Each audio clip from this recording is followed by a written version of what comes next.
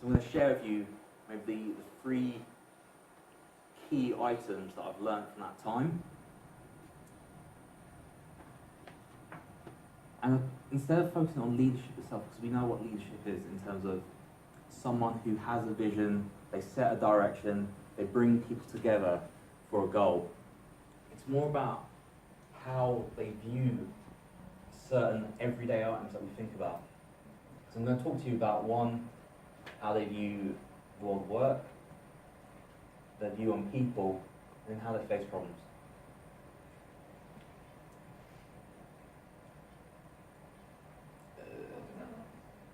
Okay, there we go. So the first topic I want to cover with you is a sort of myth that's starting to grow, I think, because of social media. So there's a growing view that in order to be a leader, you have to be an entrepreneur.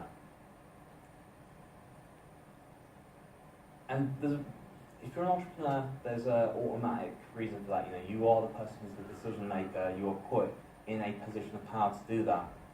So an entrepreneur takes on the business risk for an opportunity. But the thing that they don't discuss that completes that definition is that they also have to give up their time, their effort, and their ideas towards making something work. But there's an alternative term that very rarely gets discussed about, and that's an intrapreneur, or the idea that you can be an enterprising employee. So a lot of people go to work, but they sort of see it as they're taking a wage, but they're not really looking at how can I make the business better. But if they come at it from the point of view of an ownership mentality, like a custodian of the business, they're now putting themselves in a position where they can be a leader, where they can start practicing and developing that skill. And I think that's a very important thing, because not everyone is ready at the age of 20 to be an automatic entrepreneur. Leadership is a skill, and it's a skill like any other, and you have to practice it consistently in order to develop it. So a good example of this today is Google.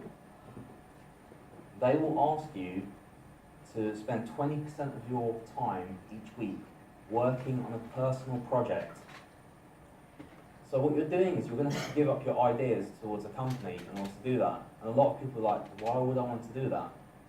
But the key difference between being an entrepreneur and an intrapreneur, as I said, you're giving up your ideas, you're giving up your time, you're giving up your emotional labour.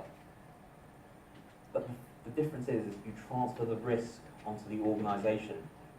So for a lot of people, this is a great way to learn and develop their skill set before they continue on in life. The average age of an entrepreneur is 40 or onwards. It's very, very rare that you hear about natural entrepreneurs. Richard Branson is an example of a natural entrepreneur because he started at a young age. But they are the exception, and because of their early entry, you get this like longevity story. So the media focuses on that. But in actuality, a lot more people are like Oprah. Oprah was a successful media personality before she became the founder of Harpo. She had to learn her skills and develop a leadership mentality and a unique view that drew people in. So that's the first item I really wanted to discuss. How can you, when you go back to your place of work or whatever you are doing, look to make things better? It doesn't matter if you're an entrepreneur or you work for someone, you should always have the mindset of how can I innovate and make this a better place?